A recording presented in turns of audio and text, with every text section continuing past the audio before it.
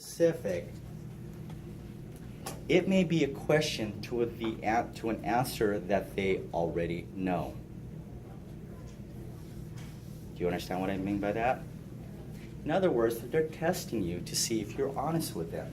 They're trying to see whether or not you have a full understanding of what you're doing. Patients nowadays are tech savvy. I remember when my dad, when he first got his first BlackBerry. You guys remember BlackBerry? Mm-hmm. When he first got his BlackBerry, he didn't know what to do with it. He didn't even know how to use a TV remote control. Okay? We had a TV remote control and he would get up and flip the channels himself. Okay? But now, with technology, he was forced to learn it. And because technology has become more simple, my dad used to go to the library every day. And when there wasn't a library, he'd go to Barnes & Noble's. And you would find him there from 8 until it closed. Then he got his iPad. Okay? He has access to information about anything that he needs, and he never has to leave his house. People nowadays are tech savvy, which also means that they are very knowledgeable about the procedures that they're having done. Probably more knowledgeable than you yourself. So again, if they're asking you questions, you want to answer to the best of your ability, truthfully and honestly, because the moment that you give them some misinformation, you've now lost rapport, you've lost trust. Okay? And if you don't have an answer to their question, you can say, you know what, I'm not sure, but I'll find out for you. Okay? So, a lot of things that I'll be talking about here about communication. You're going to see that the tie-in too, because it can also apply to relationships. Remember what I said? If your boyfriend, girlfriend, wife, husband asks you a question, it may be an answer that they already know. They're testing you. So be careful. All right. Part of the information that we give is we're trying to provide our patient with as much information as possible about the procedure, so that they can have what's known as an informed decision. So that way they can sign a consent about the procedure they're about to have. You'll be asked numerous questions as technologists. Okay, as technologists. They will say, what are my results? Okay. This is what I sit down with my RADT students all the time. When you're done taking an x-ray and you're trying to let them go, okay, Miss Jones, you're all done. We're going to let you go. Go ahead, get dressed. We're going to let you go. Oh, wait. What did you find? What did you see? What are my results? Okay. Send it to the doctor. Okay. You don't know you're a doctor. Okay. We're not a doctor, right? But are you going to say, well, you can say that I'm not a doctor. I don't even know what I'm doing. I just took pictures. Okay? Your pictures look great. Okay? I got what I needed. Okay, now you need to go. But they're very insistent sometimes. So they'll say, okay, well, come on, I know you know how to look at films. Do you see anything there? Again, what do you say? You don't know. You don't know. The doctor will give you results in the next couple of days. Oh, come on. You can tell me. I don't know. The doctor will call you in the next couple of days with your results. They're very persistent, and you gotta stand your ground. Okay? Don't say, well, you know what? I did see a little bit something in there. Okay? Because you finally gave in. It's like, okay? You're not a doctor. But do you know what you're looking at? That's why you guys are in the program. Again, you're not button pushers, you're not transducer wavers. How do you know whether or not you've got a good image? Gotta know what you're looking at. This is what you're in the program for. You recognize the images, you can basically make a diagnosis, But we can't. but you can't. All right? So you're telling Miss Jones, oh, okay, we got everything we need inside your head. You're like, oh my God, it looks so bad. It was so bad. You got 2 months. Okay? 2 months but to you live. don't. Yeah, you don't give in. Okay. So they're going to be asking you this question. Excuse me, guys. We got an emergency message here.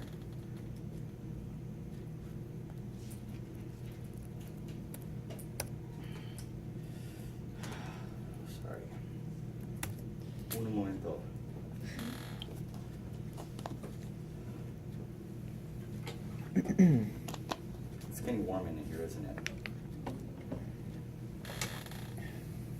Okay. All right. Also, they may be asking you questions about the amount of radiation that they received.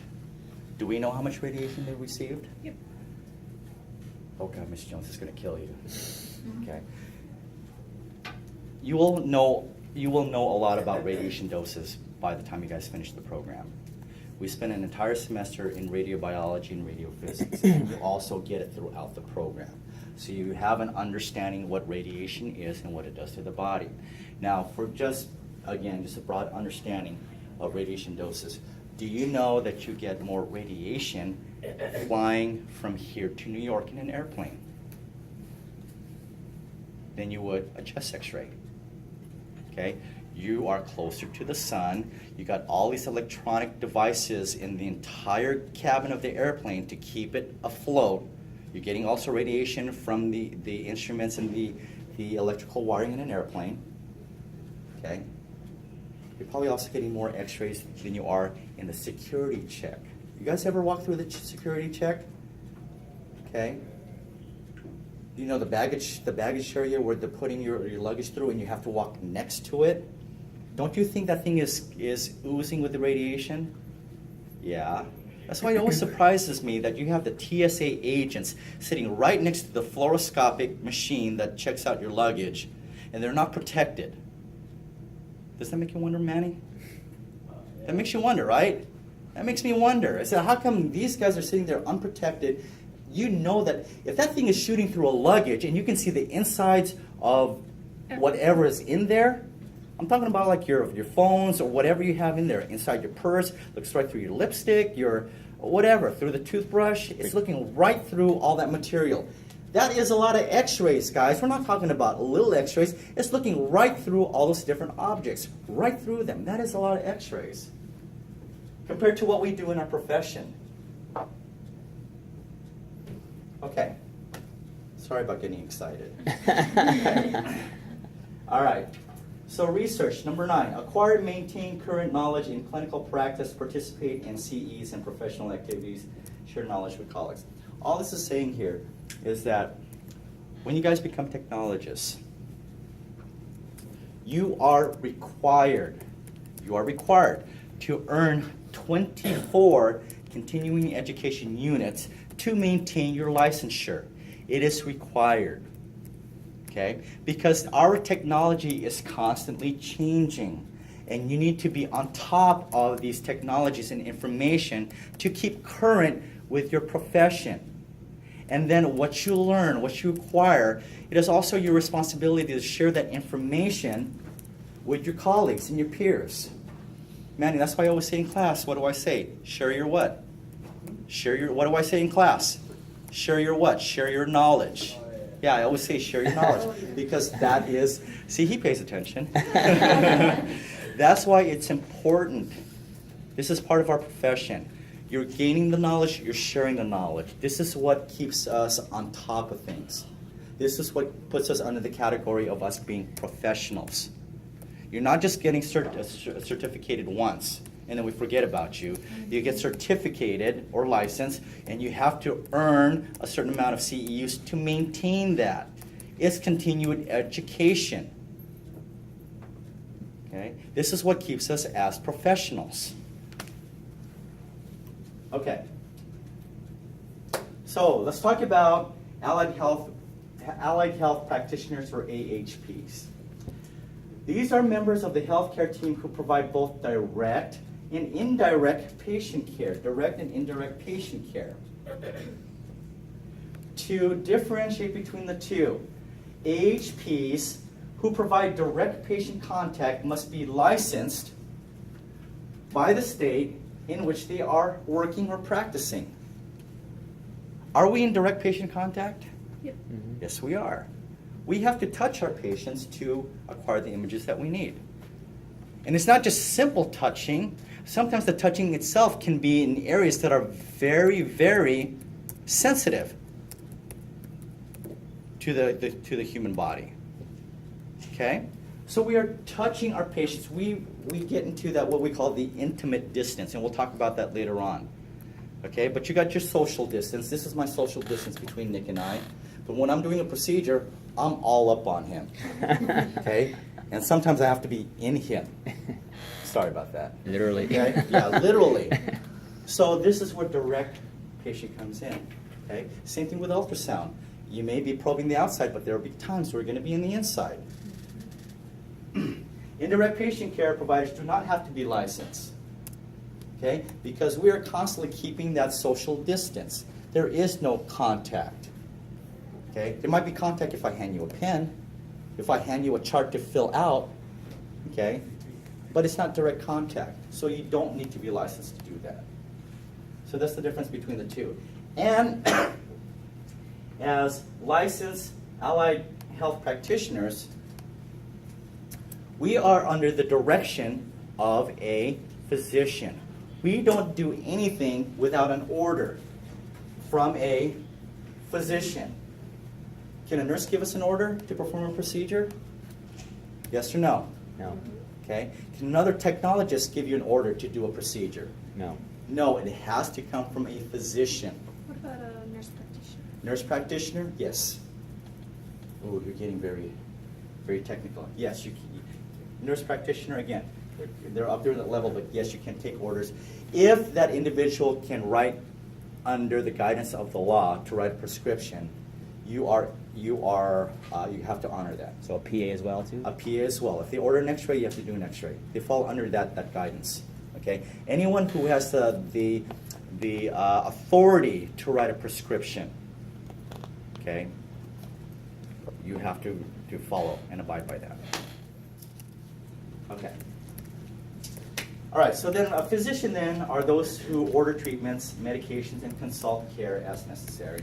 Those are your medical doctors, your DOs. Okay. Have you guys ever heard of DOs?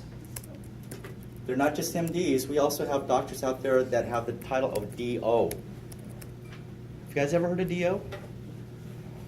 Okay. They are medical doctors, but under their title it says DO. It means Doctor of Osteopathic Medicine.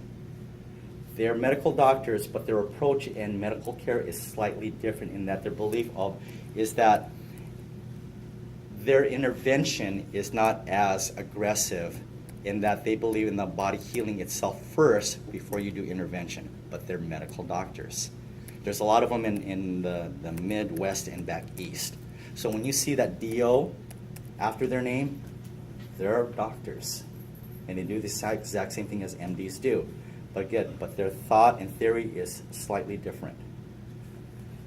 Okay. Radiologists are doctors, physicians, who specializes in the use of radiation to interpret images. Now, are we only using radiation to generate these images? No. What else are we using? Magnets. Okay, magnets, radio frequencies, what else? Sound. Sound, what else, guys? Do you guys know anything about nuclear medicine and PET scanning? Okay. In the other modalities that we know and hear about, the machines provide a source of some kind of energy to produce an image, whether it be X-ray, sound, magnets, fluoroscopy is X-ray, okay, or radio frequencies. Those are the four main components or structures that help us produce images. But there are machines that provide that. In nuclear medicine and PET scanning, the source of radiation is coming from the patient, not the machine. So the patients get injected with a radioactive pharmaceutical, and now the patient's body becomes radioactive. And we take images that way. Okay, so we're going to be talking about that here in just a little bit. You also have your nurse. Okay, main foundation in the hospital are your doctors and your nurses. Nurses provide care for patients that often require 24 hours a day, also provides home health care, outpatient care, case management, education, and acts as a patient advocate. Well, aren't we all patient advocates? Honestly, are we all patient advocates? Yes. Okay, we believe in the safety and the good of our patients, right? So we're all patient advocates. Nurses administer medication and treatments. What do we administer? Radiation. Okay, because medication and treatments, we're talking about things that causes physiological effects on the patients, right? Are we doing any type of these medications? Contrast. Okay, we have contrast, but what else are we giving to our patients that can be detrimental to their health? And we got radiation. Okay, so we provide radiation. They provide medication, we provide radiation. And you have to have an understanding of radiation and what adverse effects it has on the patient's body, just like the nurses do with medications. Okay? Nurses administer medication and treatments as ordered by the physician. They monitor the patient's health status, coordinate and facilitate all patient care when patient is hospitalized. Does a lot of this stuff seem like we also do this as RAD techs? Yes. Yes. Again, we are not button pushers, guys. There's a lot more to what we do than push buttons. Otherwise, everybody would be doing it. It's not that easy, guys. Everybody would be doing it. Okay, different AHPs. So we have occupational therapists and physical therapists. There's a lot of stuff going on here, right? Okay, I'm going to keep it simple. When somebody has some sort of injury that affects their extremities, let's just say for their mobility, because they got in a car accident, they fell off a building, they had a major stroke, okay, those for example, and they lose mobility of their extremities. We need somebody to rehabilitate them back as a normal member of a functioning society, right? We all know what physical therapists, right, are. They rehabilitate us so that we can walk again, we can move again. But here's the difference between physical therapists and occupational therapists, if you guys didn't already know this. Physical therapists only deals with lower extremities. Occupational therapists deal with upper extremities. But they fall under the general category of a physical therapist. But there is a difference. Okay? Physical therapy, lower extremities. Occupational therapist, upper extremities. Okay, that's why I updated the pictures here. Here we're trying to get this person to start walking again, so that's your physical therapist. And upper mobility here, learning to move your arms, learning how to drive. Drive is like things that you take for granted. Learning to drive, picking up a spoon and feeding yourself. Things that we take for granted. This is where the occupational therapist comes in. Okay, pharmacist prepares and dispenses medication and oversees the patient drug therapy. A respiratory therapist is responsible for maintaining or improving the patient's respiratory status. Administers various forms of respiratory therapy, monitors ventilatory equipment, and administers drugs that must be given by inhalation. Laboratory technologists receive lab specimens and analyze them for pathological conditions. Paraprofessionals. Paraprofessionals is a person specially trained in a particular field or occupation to assist a professional, such as a physician.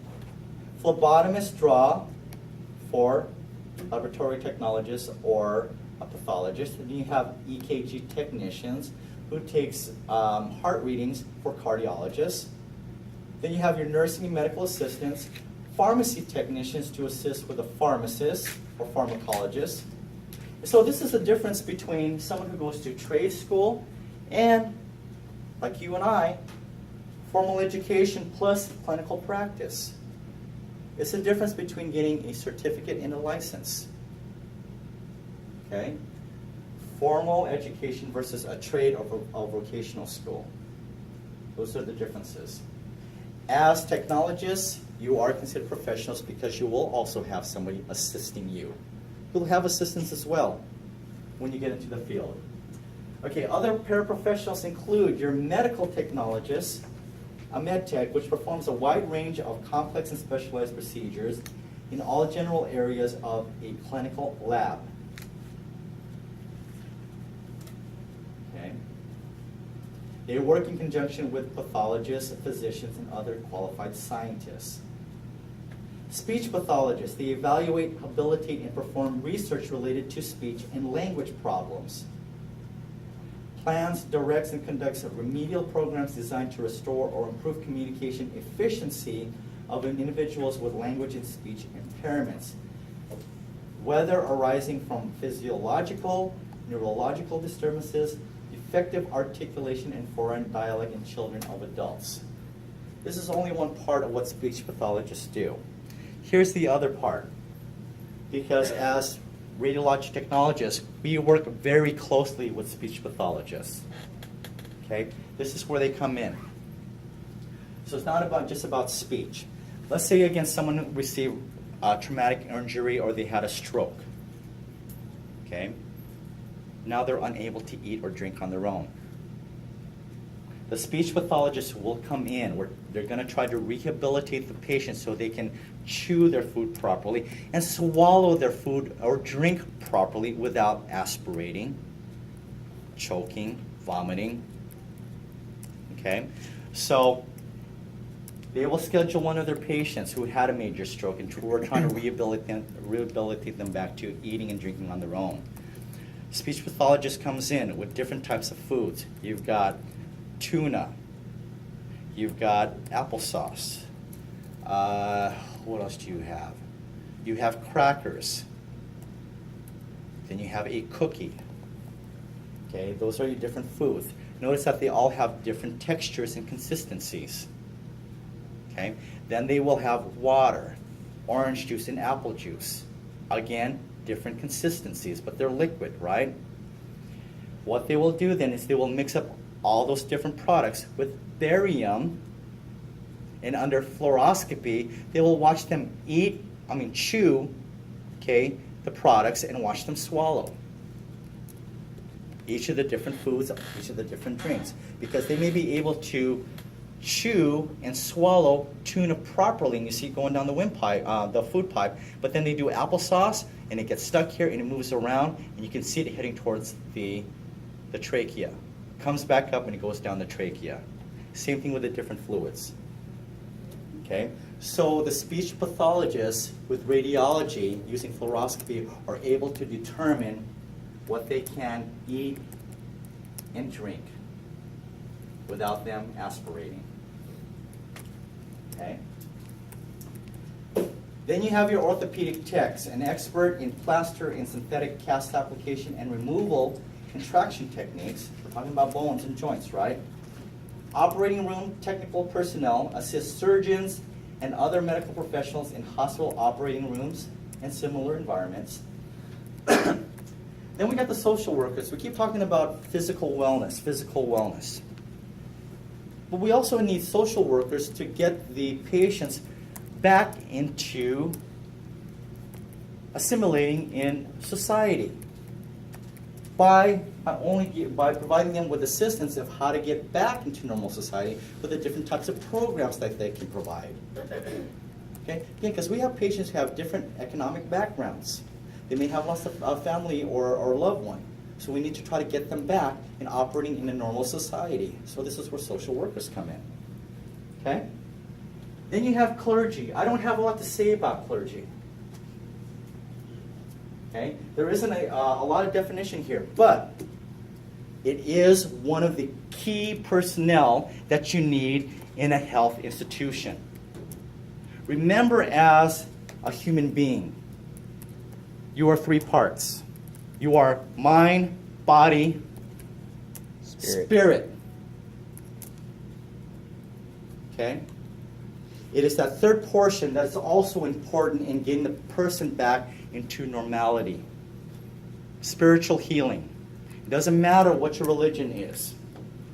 Okay? We all have our different beliefs, and it's those beliefs that keep us going, that keeps us motivated, that keeps us focused on what we need to do in our everyday lives.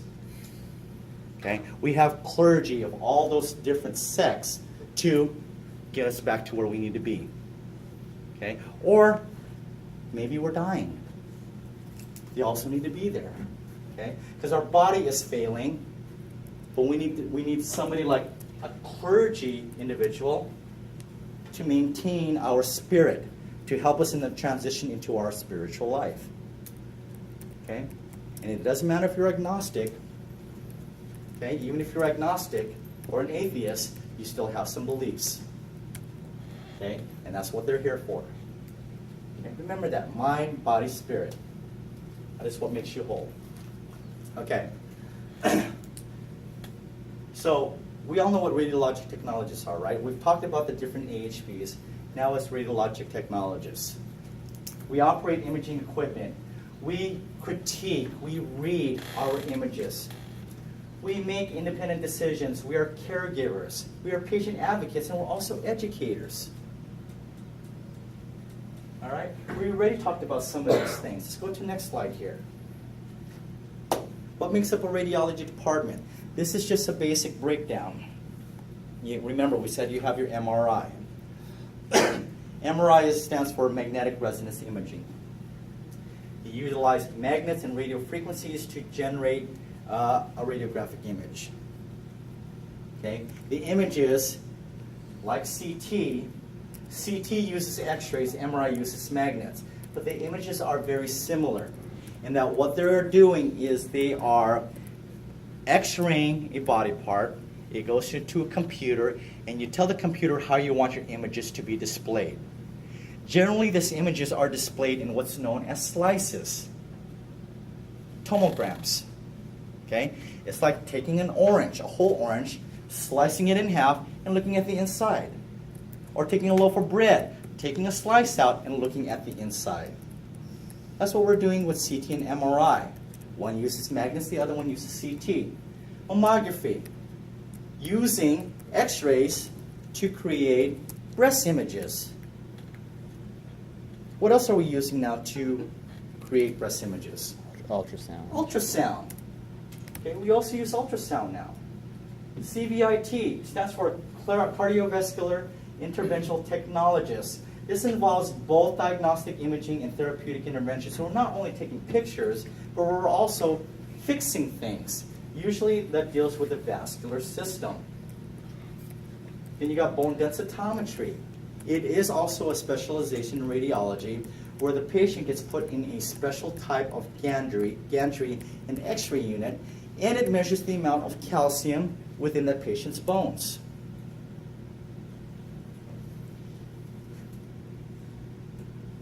You can get into quality management. Okay? In quality management, you're making sure that your equipment is operating appropriately. You're making sure that your technologists are practicing within safe parameters. You're running the day-to-day operations of a radiology department. It's not just managing people, but you're also managing equipment. This is where quality management comes in. Radiation therapy. These X-rays are not used to make diagnosis, to take pictures. Radiation therapy, we are using very, very high energy X-rays to kill cancer. This is a very interesting profession, if you guys ever think about it. Monday through Friday, no overtime, no holidays, no weekends, and the pay is wonderful. Okay, but the downside to that is you are dealing with very sick people. And the people that you may be dealing with are going to be dead within a couple weeks or a month. Can you handle that? Okay? So that's a trade-off there. Nuclear medicine. We talked about nuclear medicine where the patient is injected with a radiopharmaceutical and now they become the source of radiation for us to take images. This is also a very interesting and very lucrative field to get into if you ever decide you want to do that instead. Okay, and then we have sonography. The use of sound waves, not radiation, the use of sound waves to create these wonderful images. Okay, you even have software programs now where you can get 3D rendering. Parents are wanting to look at the sex and how the child looks before they're even born. What's even crazier is they've got 4